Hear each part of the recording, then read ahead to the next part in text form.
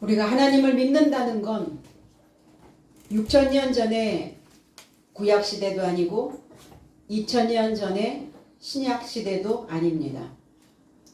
지금은 성령시대다 뭐 이렇게 표현을 하는데 하나님의 언약이 우리의 삶 속에서 성취되어져야 되는 시대를 우리는 살아가고 있습니다. 그럼 하나님의 약속된, 하나님의 언약된 그것이 우리의 삶을 통해서 성취되게 하려면 이 말씀이 우리 속에 들어와서 이 말씀이 살아 움직여야 됩니다. 이 말씀이 살아 움직인다는 건 우리의 삶 속에 이 말씀을 받아들이고 접목시켜서 접목된 그 삶은 하나님을 향하여 성장하게 되어 있다는 겁니다. 그래서 오늘 말씀이 하나님이시다라는 것을 여러분들이 꼭 기억하시고 이 말씀을 통해서 우리 모두가 다 하나님을 향한 그 성장이 오늘 있기를 원합니다. 사마리아 성의 시몬이라고 하는 종교 지도자는 듣고 있었죠. 잘 듣는 사람이었습니다. 그런데 무엇을 듣고 어떤 하나님을 믿고 무엇을 가르치고 있었나? 말씀을 열어주는 것이 하나님을 증거하는 것인데 말씀이 하나님이시라고 가르쳤어야 되는데 과연 무엇을 가르치는 지도자였을까? 시몬은. 오늘 이 말씀을 통해서 우리 모두가 다 하나님의 말씀을 귀담아 듣고 하나님의 말씀이 저와 여러분들의 삶 속에서 움직이는 귀한 날이 되기를 원합니다. 12절로 14절 그런데 그때 빌립에게 하나님의 나라와 그리스도 예수의 이름에 관하여 복음 전하는 것을 저의 삶이 믿고 장정과 아내 삶이 세례를 받더라. 그래서 시몬 그자도 믿었고 세례도 받고 빌립에게 열중하여 표적 삶을 지켜보고 있더니 발생하는 큰 능력의 삶을 놀라더라. 예루살렘 안에 있는 사도 삼도 사마리아가 하나님의 말씀을 영접하였다는 것을 듣고 저의 삶을 향하여 베드로와 요한을 파송하더니 그랬어요. 오늘 이 일들이 사마리아 안에서 이루어지고 있는 일이라는 겁니다. 사마리아 성 안에 자기 자신을 지키고 뭔가를 보존하고 망대를 보고 파수를 하고 그러면서 뭔가를 싸우고 있는 성 안에 있는 자들. 무엇을 위해서 싸우고 있나? 우리는 어떤 싸움을 지금 살고 있나? 어떤 싸움을 해야 우리는 그 싸움에서 승리자가 될 수 있는가? 빌립은 하나님의 나라와 그리스도 예수의 이름, 하나님의 나라를 전하고 있었다는 거예요. 하나님의 나라, 바실레이아라는 단어죠. 우리는 어느 나라 사람인가? 당연히 우리는 육적인 것은 대한민국 사람이죠. 한국이라고 하는 국적을 가지고 있지만 신앙적인 측면에서 보면 우리 모두는 다 하나님 나라의 국민입니다. 신앙적이다라는 건 영적이다라는 거죠. 그리고 우리의 사고 방식이 하나님 나라의 국민이어야 된다는 거예요. 사고 방식이. 그럼 하나님 나라의 국민이 되었다는 것은 하나님의 법을 준수하고 하나님의 법을 지키고 그리고 그 나라의 국민으로서 의무를 다 해야만 하고 어떤 것 하나도 의무를 하지 않는 자는 그 나라의 국민으로서의 자격이 박탈되어지는 것을 우리는 압니다. 그런 것처럼 우리의 육신도 우리의 육적인 것도 이 한국의 대한민국이 만들어 놓은 법 안에 들어가서 그 법을 다 지켜야 되는 의무가 있는 것처럼 거기 안에서 하나의 의무를 하지 않는다면 국민으로서의 법 안에서 보호를 받을 수가 없게 되는 상황이 되는 겁니다. 그 의무를 다하지 않는 자를 범죄자라고 말합니다. 그럼 하나님 나라, 이 나라는 무엇을 이야기하고 있는가? 주도권이죠. 나는 내 인생의 주도권을 잡고 있는가? 아니면 어딘가에 끌려다니며 어딘가에 무엇인가를 그거를 안간힘을 다하여 지키고 보존하고 있는데 그것이 하나님의 것이 아닌 나의 것이라면 어떻게 할 건가? 힘의 기초가 되는 것이죠. 내가 어느 나라에 소속된다는 것은 내 안에 만들어진 어떤 기초가, 힘의 기초가, 나를 지탱해 줄 수 있는 그 기초가 만들어지는 것과 같습니다. 우리 신앙생활을 하는 모든 사람들은 하나님 나라의 국적을 가지고 있어야 되는, 그리고 왕이요 주권자가 되어져 있어야 되는 것입니다. 누가복음 6장 20절에 예수께서 눈을 들어 제자들을 보시고 가라사대 가난한 자는 복이 있나니 하나님의 나라가 너희 것이니요 그랬어요. 제 해석은 그리고 그는 그의 제자 삶에 이르고자 그의 눈을 들어 올려 말씀하시되 가난한 삶은 행복하다. 왜냐하면 하나님의 나라가 너의 것이기 때문이다. 그러면 어떤 자가 하나님의 나라를 소유할 수 있다는 건가? 가난한 자가. 그러면 가난하다라는 것은 궁핍하다는 거예요. 거지라는 겁니다. 그럼 궁핍하고 거지인 인생들은 어때요? 그것을 채우고자, 그것을 받고자, 그것을 먹고자 얼마나 많은 두드림을 하겠어요. 가끔 TV에 보면 공익 광고 같은 데 보면 저 오지 마을에 궁핍한 사람들, 그리고 재난을 받은 사람들, 구조해야 되는 대상들, 그들에게 무엇인가를 공급해 주기를 요청하는 그런 광고 문구들이 굉장히 많이 나옵니다. 그럼 거지는 뭐냐? 공급받아야 되는 자들이죠. 그리고 스스로가 궁핍하여 있다라는 것을, 굶주리고 있다라는 것을 알고 있는 자들입니다. 그럼 왜 이 사람들은 왜 행복하다고 하는 것일까? 뭔가를 채워야 된다라고 하나님께 간청하고 있기 때문입니다. 하나님 나라의 소망을 가지고 있는 자들이라는 겁니다. 무엇의 궁핍함인가? 아버지에 대한, 하나님에 대한 궁핍함이에요. 예수 그리스도에 대한 가난함입니다. 그러니까 그것을 받고자, 그것을 먹고자, 그것을 갖고자 하나님을 향하여 끊임없이 가고 있는 자들입니다. 그러니까 그들은 행복한 자들이다. 그리고 결국은 하나님 나라가 되어져야 되는 그들이 바로 아버지의 나라가 되는 것이다. 이사야 선지자는 61장 1절에 이렇게 말씀합니다. 주 여호와의 신이 너에게 임하였으니 이는 여호와께서 내게 기름을 부으사 가난한 자에게 아름다운 소식을 전하게 하려 하심이라. 나를 보내사 마음이 상한 자를 고치며 포로된 자에게 자유를, 갇힌 자에게 노임을 전파하며 그랬어요. 억압받고 궁핍한, 갈급하니까 어때요? 굶주려 있으니까 하나님의 나라가 되어지기를 소망하고 갈망하고 있는 것입니다. 그들의 것이다. 가진 게 너무 많고 자기가 보존하고 있는 것, 자기의 것을 지키고 있는 자들은 하나님의 것이 필요 없죠. 아버지의 것이 필요 없습니다. 그냥 보여지는 이 물질계에서, 보여지는 이 세상에서 그냥 먹고 마시고 기름지게 살다 가면 그것이 가장 좋은 삶이라고 생각하고 있기 때문이에요. 하늘을 소유하고자 하는 그 갈망은 그들에게는 없다는 겁니다. 왜 성경은 부자에 대한 책망을 하고 계실까? 부자는 누군가? 하나님의 것을 나눠줘야 되는 자들이에요.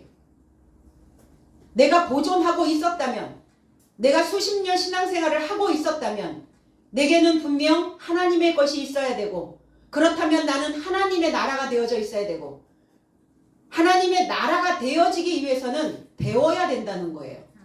그래서 제자들에게 말씀하신 거예요. 배우고 있는 너희가 가난한 자요?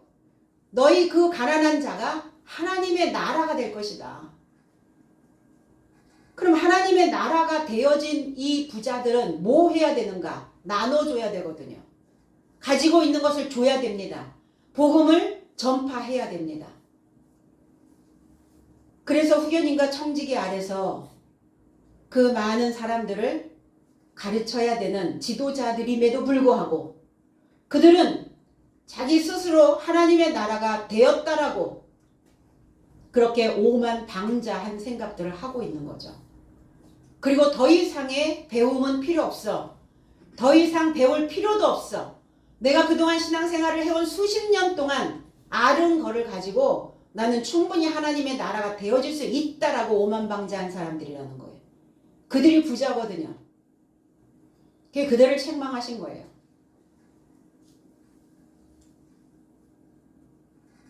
하나님의 나라가 되어질 것을 원하지 않는 자. 그래서 그 재물을 나눠줘야, 하늘의 것을 나눠줘야 하늘의 보화로 채워주신다는 거예요.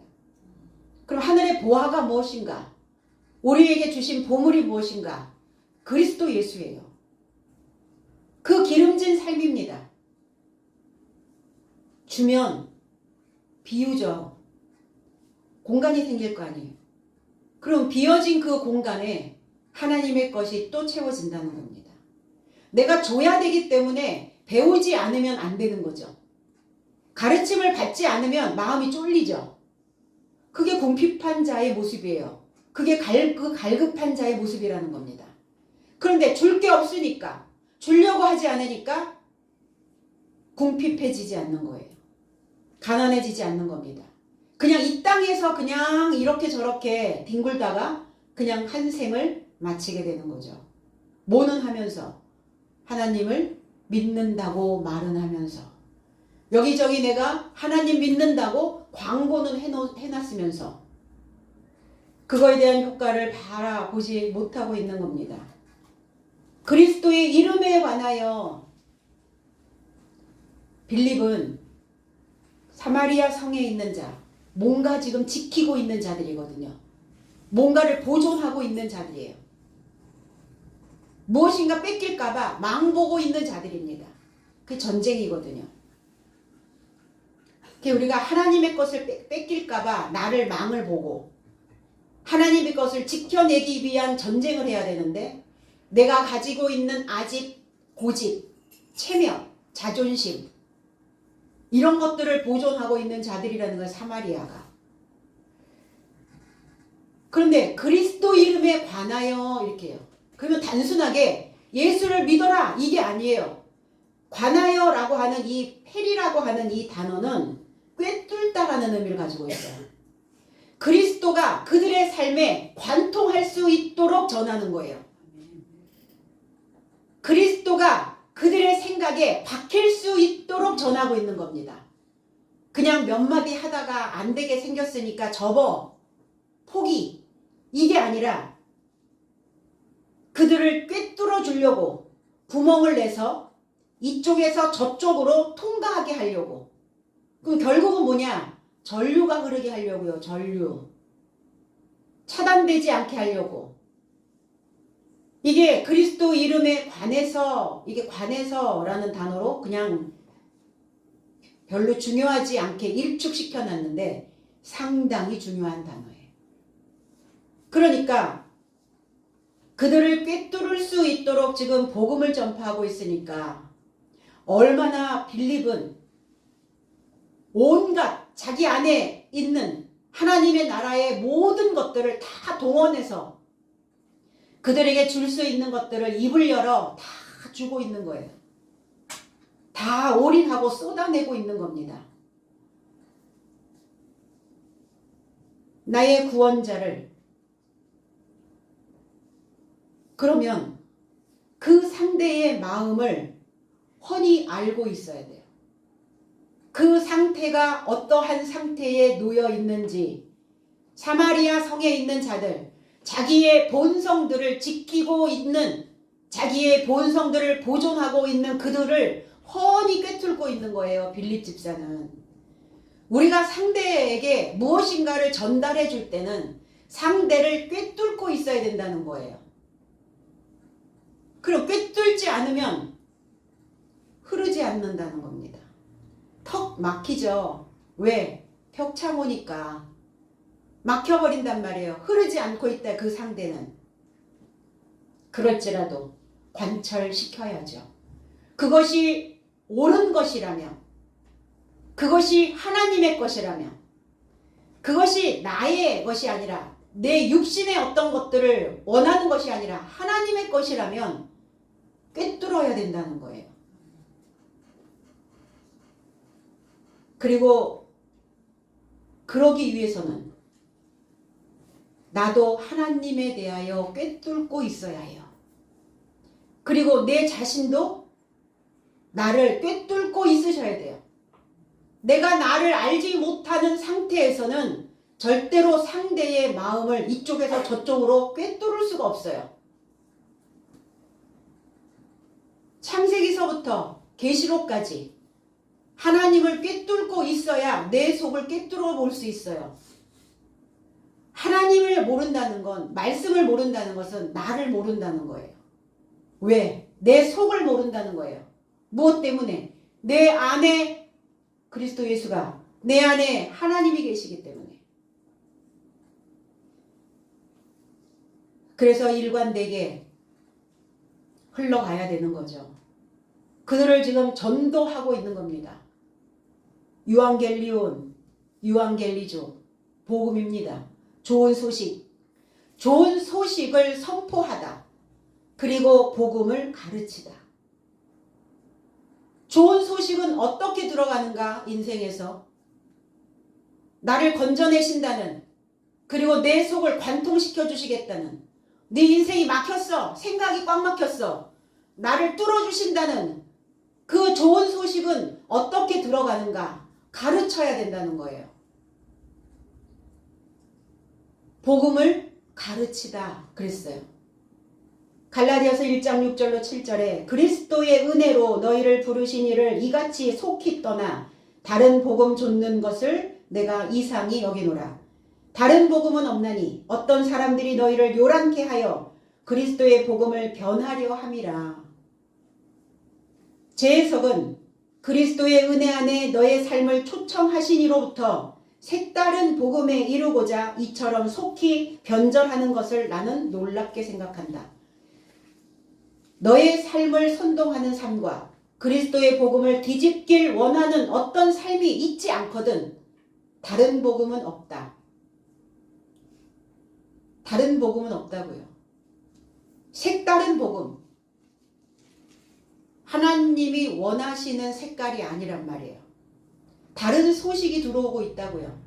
다른 소식으로 나를 가르치고 있다고요. 그런 복음은 없다. 다른 복음은 없다. 그래서 하늘에서 내려온 천사라 할지라도 사자라 할지라도 그리스도께서 전한 복음 외의 것, 말씀 외의 것, 말씀을 열어주시는 그거 외의 것을 전한다면 너희들은 효시가 있을 것이다. 이 효시라고 하는 것은 예전에 엽적들을 목을 매서 나무에다가 매달아 놨었잖아요. 많은 사람들이 그것을 본보기로 보라고. 너희들이 이 나라에 잘못하거나 역적이 되거나 이렇게 되어지면 이처럼 효시가 될 수 있다. 그래서 이 효라고 하는 의미는 올빼미 효, 또 목매달 교자도 있기는 하죠. 그리고 시자는 땅 귀신 기. 이 보일시라는 단어로도 쓰는데 이게 땅 귀신 기자예요. 그러니까 효시라는 것은 하늘에 올라오지 못하고 땅에 귀신이 되어져서 목이 매여 있는, 그럼 목이 매달려져 있으니까 어때요? 아무것도 말할 수 없는, 아무것도 표현할 수 없는, 다른 사람들에게 내가 가지고 있는 진귀한 것을 주지 않고 있는, 목매달라져 있는 자의 모습이라는 거 이게. 그래서 죄인들을 처형한 후에 나무에 매달아서 이렇게 효시. 이들은 땅의 귀신으로 살 것이다. 이들의 영혼은 하늘에 올라가지 못하는 것이다. 그게 가장 사실은 저주였죠. 가장 무서운 저주. 좋은 곳에 가지 못하는. 땅의 귀신으로 구천을 떠돌 것이다. 이런 표현들을 샤머니즘에서는 많이 이야기를 하잖아요. 그러니까 그게 무서우니까. 그게 두려우니까. 너희 부모가 죽어서 구천을 떠돌게 하지 않으려면 자녀된 자들이 많은 돈을 바쳐야 된다.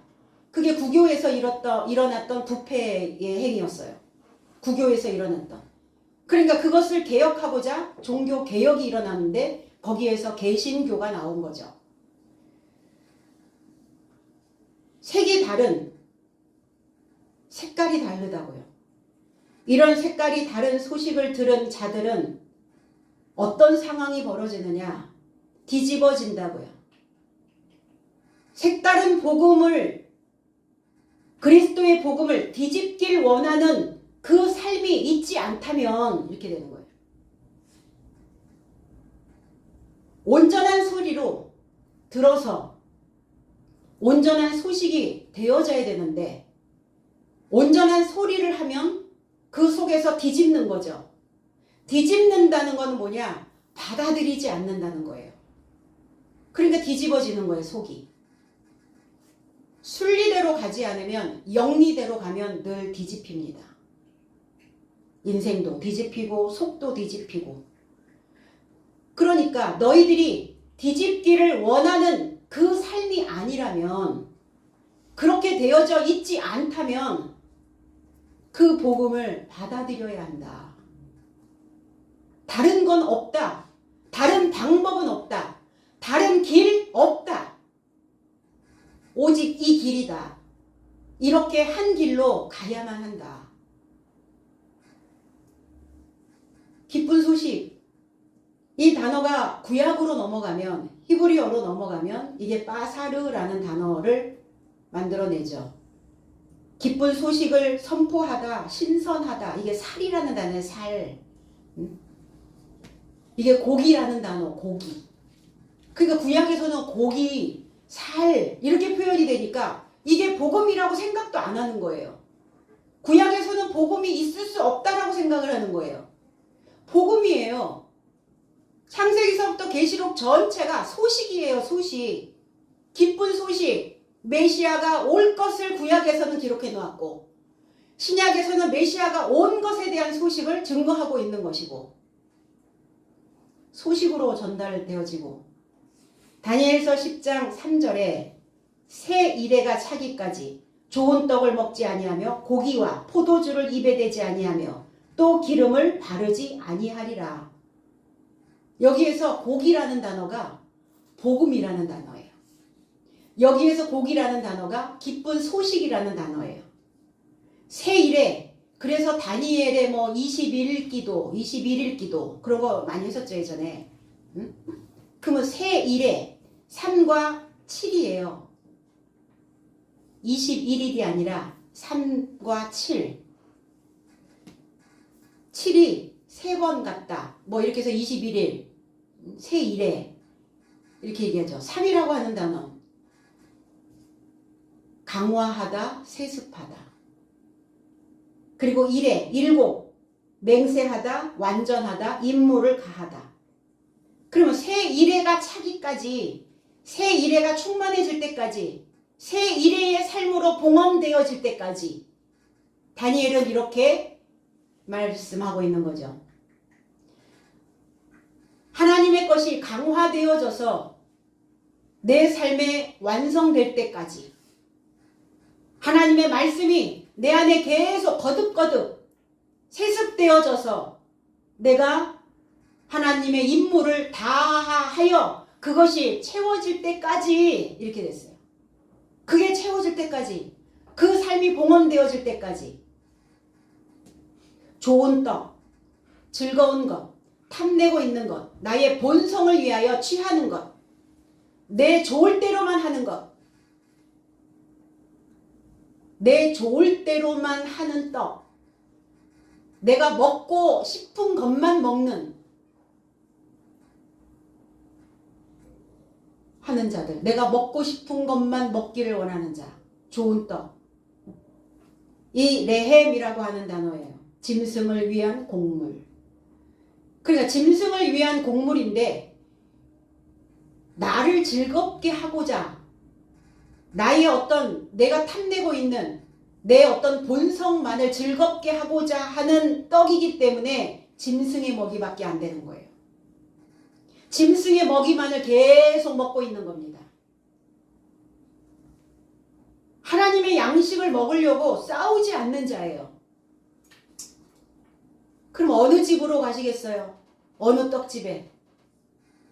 하나님의 것을 갈구하고 내가 이 짐승의 삶에서 벗어나고자 하는 하나님을 욕심내고 하나님으로 인하여 즐거움을 갖고자 하는 그들의 삶에 가시지 않겠어요? 그리스도께서 나를 즐겁게 하고자 하는 그 집에 가시겠어요? 자기의 본성만을 원하는, 그래서 자기의 본성의 떡을 취하고 있는 자, 그러면 그 자는 계속 자기 스스로가 자기 자신을 짐승으로 만들어서 짐승에게 먹이는 양식만 계속 먹이는 거예요. 벗겨낼 수 있을까? 가죽을 벗겨낼 수 있을까요? 짐승의 탈을 벗을 수 있을까? 그러니까 나의 즐거움을 위해 내가 그 좋은 떡을 먹지 않는다. 나는 그것을 소비하지 않는다. 그것을 위해서 내 에너지를 소비하지 않겠다는 거예요. 그래서 좋은 소식을, 기쁜 소식을, 그러면 고기도 먹지 않는다는 건데 지금 다니엘이 어떤 상황에 놓여 있나요? 바벨이라고 하는 곳에 포로로 잡혀가 있잖아요, 지금. 그러면 어떤 고기를 안 먹는 거예요? 어떤 소식을 안 먹고 있는 겁니까? 뒤섞여 있는 거, 뒤죽박죽, 엉망진창, 막 혼합되어져 있는 질서가 하나도 없는 그러한 사상을 내가 먹지 않겠다. 바벨의 것은 내가 먹지 않겠다. 바벨에서 들려오는 소식이 있거든요.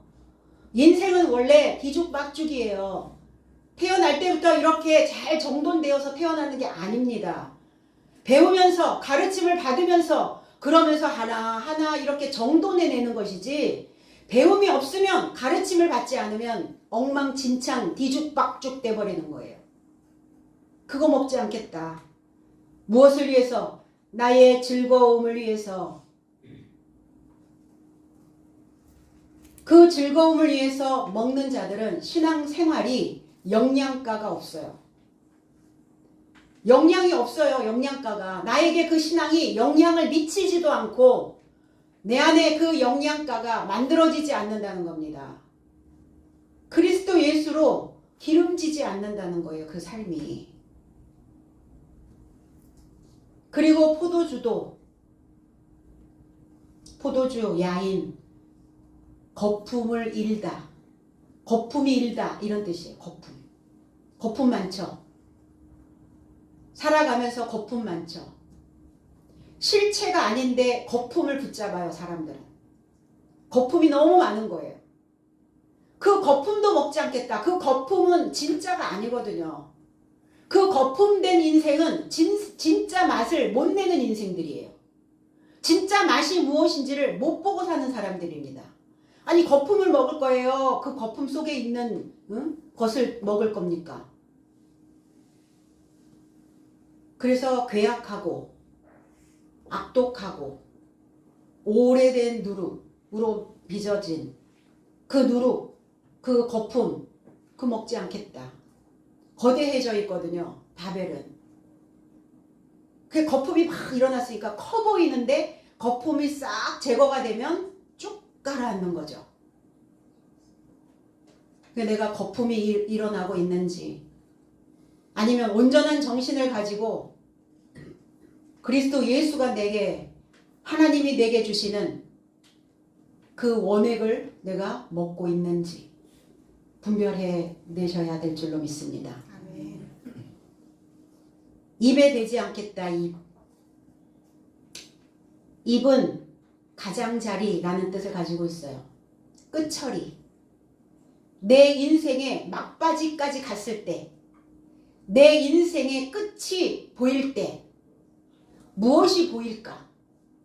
오늘 다니엘처럼 하나님의 것으로 강화되어지고 하나님의 진리로 완성되어진 그 삶이 충만해질 때까지 바벨의 소식을, 바벨에서 주시는 그 거품을 나를 거대하게 만들어 놓는데 속은 힘을 발휘할 수 없는,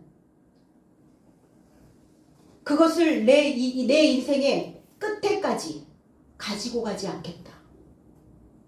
내 인생의 마무리를, 끝처리를 그렇게 하진 않을 것이다. 중요하죠. 물론 과정도 중요하지만 우리가 이 과정을 가는 것은 이 과정 속에서 우리가 건강하고 행복하게 가는 이유는 우리 인생의 끝처리를 어떻게 할 것인가 그것 때문에 그렇게 가는 거거든요. 단순히 이 입이 아니라 끝처리를, 가장자리를 어떻게 할 것인가.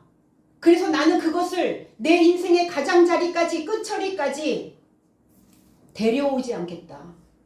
입에 대지 않겠다. 이게 그것에 그 삶에 들어가지 않겠다.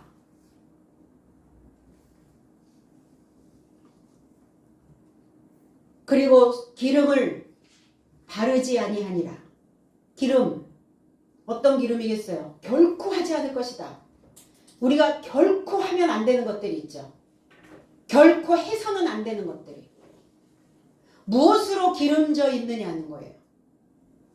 짐승의 사상으로 내 본성으로 기름져 있느냐, 바벨의 것으로 기름져 있느냐, 바벨의 소식으로 혼합되어져 있는 것, 뒤죽박죽 섞여 있는 것으로 계속 내 삶에 기름이 부어지면 그게 포기가 안 되는 거예요. 그 마음이 내가 붙잡고 있는, 보존하고 있는 그 마음을 포기하지 못하는 거예요. 그러니까 계속 그 삶은, 짐승 같은 삶은 기름져지겠죠.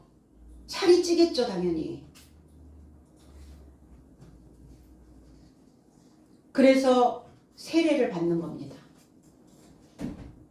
그 백성들을 세례를 주고 물로 휩쓸다, 적게 하다, 씹다 이런 의미를 가지고 있어요. 말씀 안으로 완전히 잠기는 거예요. 이게 세례예요. 진리의 교훈으로 염색되고 착색되는 겁니다. 세례가 안 되는 사람들이 있어요. 우리는 예전에 뭐 초중고 때 아니면 우리가 성인이 됐을 때 육신적으로, 표면적으로 세례 한 번 받으면 끝나는 건가요? 우리 옛날에 어렸을 때 받았던 세례 그거 끝나는 거예요? 아니죠. 그리고 이 사마리아 성에 있는 자, 지금 시몬, 이 자가 종교 지도자인데 세례 안 받았겠어요? 그런데 왜 또 세례를 받느냐고요? 무슨 세례를 받는다는 겁니까? 진리의 교훈으로, 참된 것으로 다시 나를 물들이는 거예요. 이거 옳다. 옳지 않은 것이 물들어져 있다면 새로운 것으로, 새로운 사상으로, 새로운 진리로, 새로운 교훈으로, 새로운 가르침으로 다시 그 물 속에 잠겨야 되는 거예요. 그리고 씻으셔야 됩니다. 생각을 씻어내야 돼요. 한 번 씻으면 영원히 안 씻나요?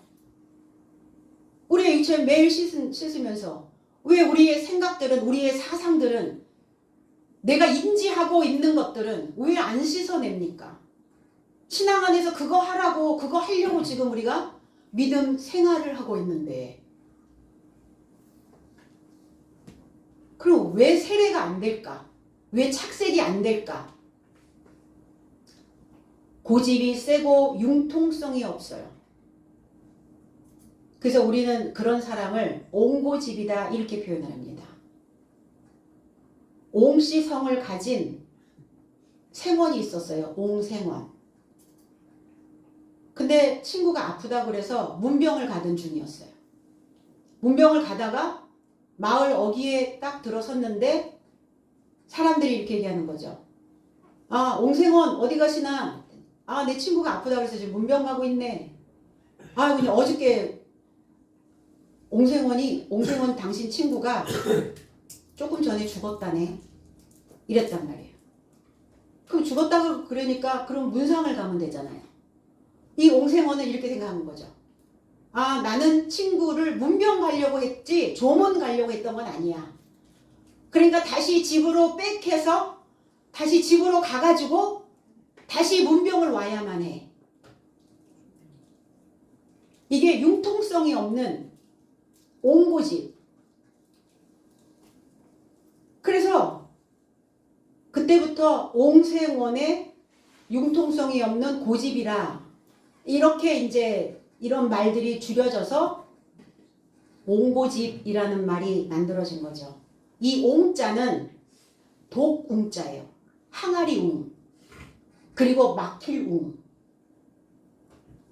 그러니까 도간에 갇혀 있는 자는, 자기의 생각에 막혀 있는 자는 착색이 되지 않습니다. 염색이 잘 안 돼요. 그렇지 않겠어요? 항아리 속에 들어가 있는데, 항아리 속에. 항아리 속으로 물이 들어가면 된다고요? 항아리 입구를 막았다니까요. 막힐 웅. 도간에 들어가 있는 게 도간에. 세례 안 되죠? 그럼 육신적으로 받기만 했는데 뭐는 안 됐어요? 그리스도 예수의 사상적 세례가 안 되어 있는 거예요. 그러니까 꽉 막힌 사람인 거예요. 옹고집. 베드로전서 3장 21절에 물은 예수 그리스도께서 부활하심으로 말미암아 이제 너희를 구원하는 표니 곧 세례라.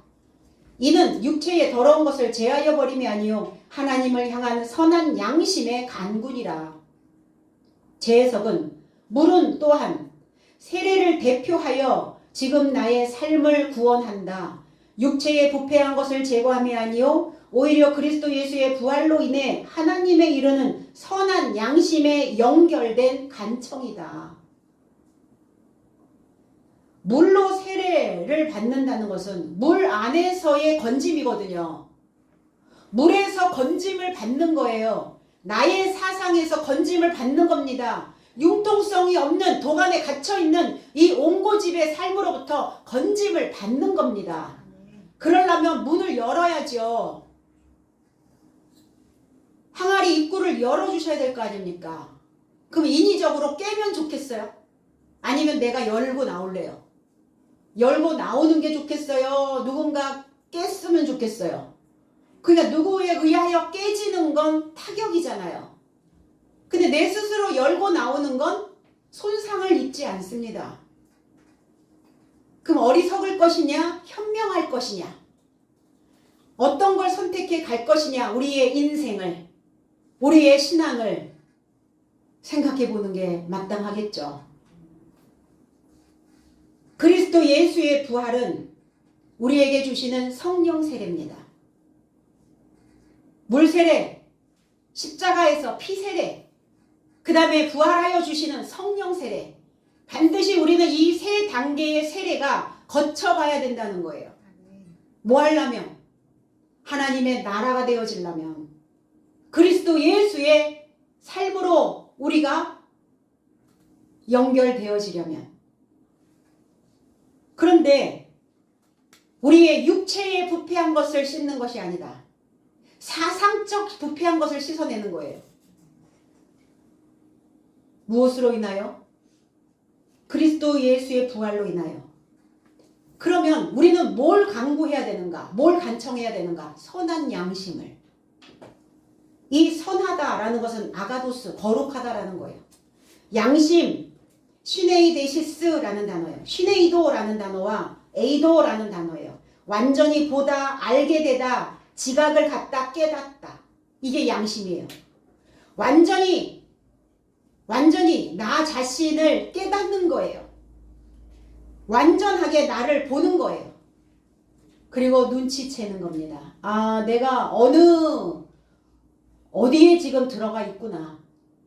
내가 지금 보존하고 있는 것이 필요한지 필요하지 않은지 눈치채는 겁니다. 그 눈치챌 수 있도록, 그리고 깨달을 수 있도록 무엇을? 거룩한 것을, 선한 것을, 하나님을 깨달을 수 있도록, 그래서 하나님과 내가, 그리스도와 내가 공통된 지각을 가질 수 있도록 간청하는 것이다. 그래서 양심은 하나님의 의도를 빨리 눈치채는 거예요. 빨리 깨닫는 겁니다. 우리는 사람들에게 가끔은 그렇게 표현합니다. 저 사람 양심도 없어. 그런 표현이 우리는 아무렇지도 않게, 그리고 신앙인들은 양심이 없다라는 것은 나도 보이지 않고 내 안에 하나님도 계시지 않고 하나님의 의도가 아닌 자기의 뜻대로 가는, 절대로 하나님의 의도를 눈치채지 못하고 있는 자의 모습을 양심 없다 이렇게 말합니다. 그러니까 신앙인들은 적어도 이 소리는 듣지 말고 사셔야죠. 양심 없다는 소리는 들으면 안 되는 거죠. 단순하게 하는 말이 아니에요. 눈치가 없다는 거예요. 하나님의 의도를 못 깨닫고 있다는 거예요. 자기 자신에 대하여 바보라는 거예요. 지각을 갖지 못하고 있다는 겁니다. 공통된 지각이 없다는 거예요, 하나님과. 그러니까 바보죠. 그러니까 어느 날 낙엽 지는 소리에, 낙엽 지는 인생의 낙엽이 지는 그 소리, 인생의 낙엽이 떨어져야 되는 그 시기에 내가 참 바보처럼 살았군요. 그때 깨달으면 뭐 할 거냐고요. 그 전 단계라도, 그 전전 단계라도, 인생의 2회차가 시작할 그 무렵이라도 내가 지금까지 바보처럼 살았구나, 멍텅구리였구나, 공통된 지각이 없구나, 양심 없구나, 눈치 못 채고 살았구나. 그거를 그때 깨달아야죠. 인생의 막바지에 가서 깨달으면 얼마나 후회가 남겠어요. 얼마나. 그거 하지 않으려고 우리 하나님 열심히 믿는 거잖아요. 하나님 열심히 섬기고 열심히 봉사하고 하나님 나라의 국민으로서 내게 주어진 의무 열심히 행하고 그것이 내 삶에 불리하다 할지라도 그 의무는 다 하셔야만 합니다. 베스킨 라빈스 증후군이 있어요. 신앙인들이. 베스킨 라빈스 뭔지 아시죠? 골라먹는 재미. 그러니까 내가 원하는 것만 골라먹는 신앙인들. 내게 불리하면 때려치고 힘들면 그만두고 전혀 눈치 못 채고. 이게 베스킨 라빈스 증후군이에요. 누가 만들었냐고요? 제가 만들었어요. 그런 신드롬에 걸려있는 그런 병력을 갖고 있는 사람들이 꽤나 많더라고요. 보니까. 자기에 유리하게 하는 사람들. 어떤 교수님이 저한테 이렇게 얘기했어요. 어떤 그 시설을 운영을 하시면서 어떤 목회자하고 이렇게 그 시설을 운영하는 운영권이 이렇게 얽혀 있었나 봐요. 그런데 그 목사님이 수단과 방법을 가리지 않고 결국은 그 시설의 운영권을 차지했어요. 그러니까 그 교수님이 내가 목사라는 걸 알고 있는 분이거든요. 그 교수님이 나한테 이렇게 얘기했어요. 내가 하나님을 믿지는 않지만 가장 먼저 지옥에 갈 사람이 누구냐고 물어보면 저 목사라고 지목할 거라고. 그렇게 얘기를 하시더라고요. 깜짝 놀랐죠. 어쩜 그렇게 수단과 방법을 가리지 않고 그 센터 운영권을 그렇게 받아내는지 깜짝 놀랐다는 거예요. 목사가 돼가지고 이러면서 더 욕먹는 거예요. 그러니까 하나님 믿는 사람들은 잘못하면. 일반인들은 그럴 수 있어. 탐낼 수 있어. 욕심 부릴 수 있어. 그런데 적어도 목사잖아. 그러면 적어도 목사면 정정당당하게 같은 방법으로 정당한 방법으로 겨루자 이거예요. 그런데 편법, 불법 막 이런 거 동원해가지고 결국은 그 운영권을 받아내는 그런 사람이에요. 그래서 그 사람이 제일 먼저 지옥 가게, 그 사람이 제일 먼저 지옥 갈 사람이라고 자기는 그렇게 지목할 거라고. 그 말이 지금도 잊혀지질 않아요. 왜 이런 신앙인들이 될까? 그 양심이 없는, 양심이 화인 맞았다 이런 표현들을 하죠. 그래서 그들을 뭐 하셔야 되냐? 씻어야죠. 세례 받으셔야 됩니다. 히브리어로 넘어가면 라하츠라고 하는 단어예요. 씻다, 목욕하다, 빨다, 세탁하다 이런 의미예요. 뭘 세탁해야 되냐고요. 뭘 씻어내야 되냐고. 마음이에요. 우리의 사고. 이 사고의 체계가 문제죠. 이 사고력이 문제죠. 사고. 얘는 옛날서부터 이미 가지고 있었어. 그렇게 생각하는 힘. 그렇게 생각할 수밖에 없는 그 생각을 씻어내셔야 된다. 아가서 6장 6절에는 너의 이는 너의 치아는 목욕하고 나오는 암양떼 같으니 쌍태를 가졌으며 새끼 없는 것은 하나도 없구나. 솔로몬의 아가라. 솔로몬이 자기 자신을 하나님의 신부로 그렇게 비유하여 만든 장이 아가서입니다. 아가라는 거, 노래라는 거예요. 솔로몬의 노래. 솔로몬이 하나님을 찬양하며 하나님을 숭배하며 아가, 내가 신부로서 신부의 그 소리를 내고 있는 겁니다. 너의 이는, 너의 치아는 목욕하고 나오는, 이게 여기서 목욕했다라는 것은 이게 세례예요. 씻고 나오는, 목욕을 몇 감고 나오는. 그럼 이 치아는 뭐냐? 그럼 어떻게 내가 세례를 받아야 된단 말입니까? 그 말씀으로 나를 부지런히 가르치는 거예요. 그래서 이 치아라고 하는, 이 쉔이라고 하는 단어가 부지런히 가르치다, 이 의미예요. 이게 세례받는 자의 모습입니다. 부지런히 가르치다, 나를 찌르다, 교훈으로 찌르다, 이거예요. 아, 찔림 받는 거 싫으나요? 가르침을 받으면 찔림을 받죠. 그게 목욕하는 건데, 그게 세례인데, 그게 씻는 건데 싫다고요? 그럼 목욕 안 하고 있는 거죠. 세례 없죠. 세례 없으면 어때요? 어떻게 돼요? 대표하는, 내가 신앙생활을 해왔다라고 하는 대표하는 것이 없다고요. 씻겨져 있지 않으니까. 구원 없잖아요. 건진 못 받잖아요. 거기서 계속 첨벙거리며 살 거잖아요. 거기에서 나온, 거기에서 자라난, 거기에서 깨어난, 거기에서 밝아진. 그냥 단순히 목욕하고 나온 게 아니라 나를 가르치면 세례를 받고 씻겨지고, 씻겨지면 나는 성장하고 나는 자라나고, 거기에서 나온, 거기에서 성장이 되어진 암양 같다고요. 암양. 라헬입니다. 라헬의 아내 암양이죠. 그래서 야곱은 21년이라고 하는, 7년을 더 있어라. 7년 라헬을 줄 것이다. 7년 했더니 안 주네요. 7년 더 해라. 7년을 더 했어요. 또 안 주네요. 7년 더 해. 이래가지고 결국은 뭐 어떤 사람들은 라반이 사기꾼이어가지고 야곱에게 사기쳤다 그러는데, 그럼 하나님이 사기치게 두셨겠습니까? 야곱의 상태를 보고 계시는 거죠. 이 암양이라고 하는, 라헬이라고 하는 의미는 뭐냐면 주요한 위치를 차지하다, 이런 뜻이에요. 중요한 위치를 차지하다.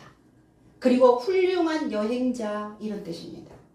그러면 저와 여러분들은 이 땅에 여행하러 오신 거죠. 우리가 신앙 안에서 말씀을 가지고 말씀과 함께, 하나님과 함께, 그리스도와 함께, 내가 사랑하는 사람들과 함께, 내 아내와 내 남편과 내 자녀들과 내 친척들과 우리는 여행하는 거예요. 신앙 안에서 여행하는 여행자입니다. 그럼 남편과 아내가 여행지가 달라. 따로 가야죠. 따로 가면 행복합니까? 따로 가면 행복하지 않잖아요. 아, 따로 가는 게 행복하다고요? 꼴 보기 싫어서? 함께 가야죠.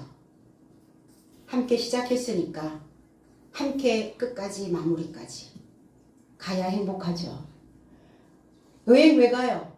추억 만들려고요. 좋은 이야기거리 만들려고요. 아, 따로따로 가서 서로 그럼 공통분모가 없잖아요. 아, 그거 그때 먹었을 때 너무 좋지 않았어? 거기 갔을 때 어땠어? 아, 나는 이랬어. 그 음식 거기 맛있었지 않았어? 거기에서 만나는 사람들? 뭐가 이게 공통분모가 없어지잖아요. 훌륭한 여행자가 되시려면 라헬이 되시기 바랍니다. 함께 가셔야 합니다. 따로 놀지 마시고. 그래서 그들에게 새끼 없는 것은 하나도 없다.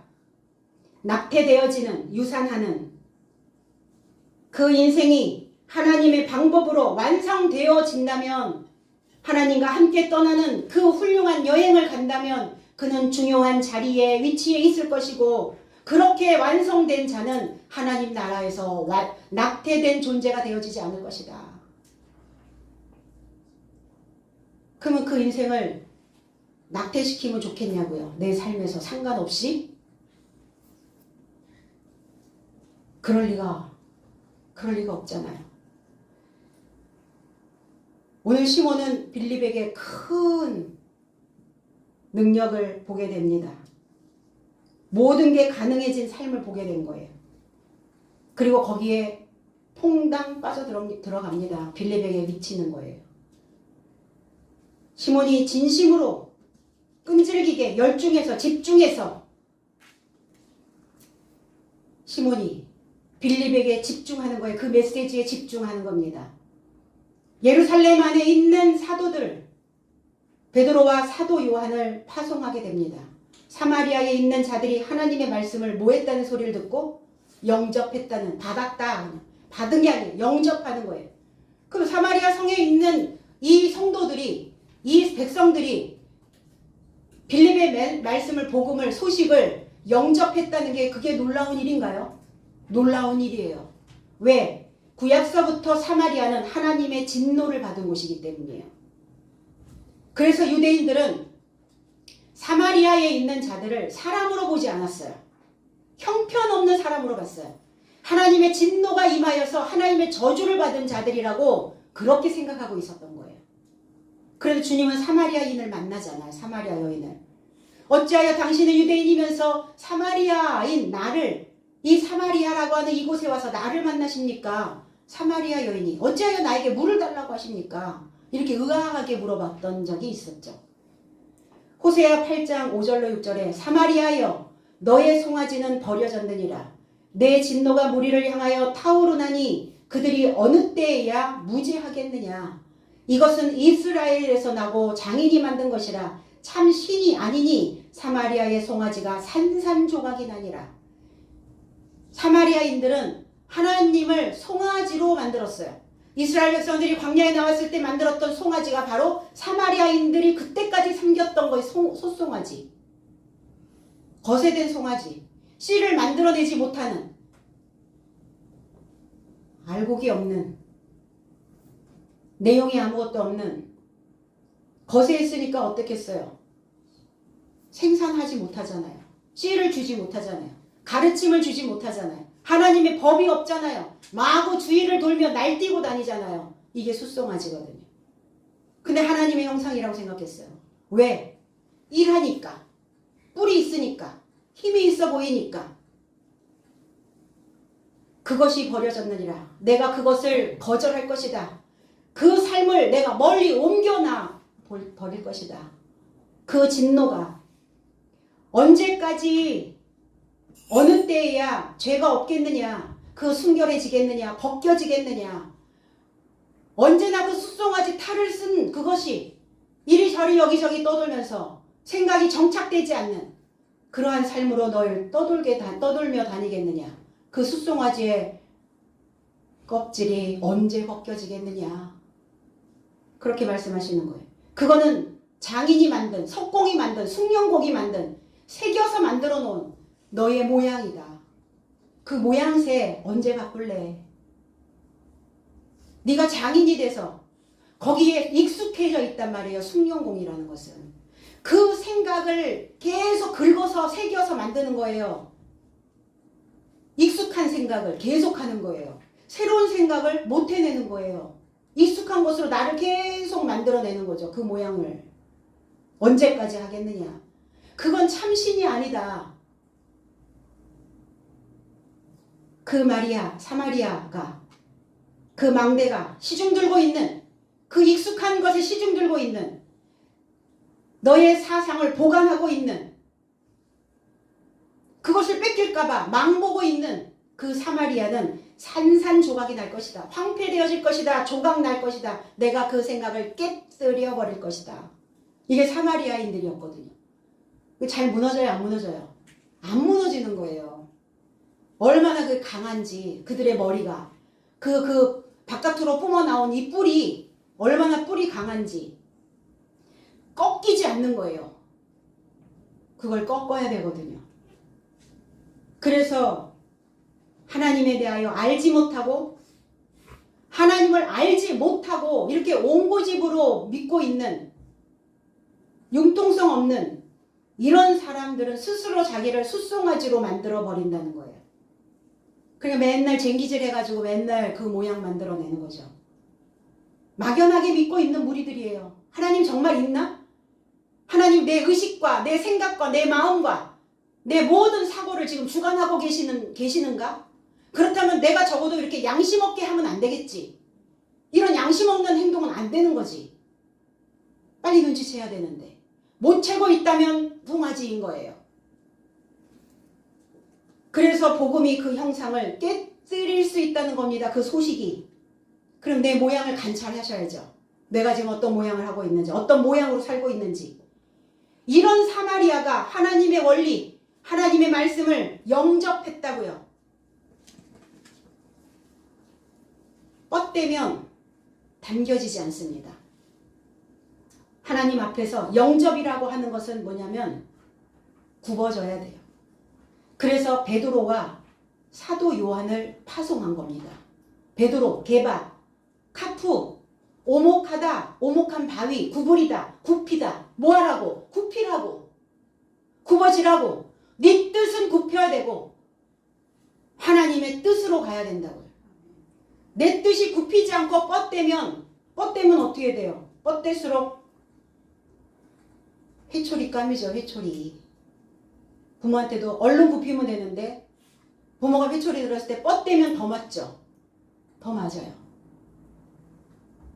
그가 시몬 베드로를 파송한 거예요. 뭐하라고?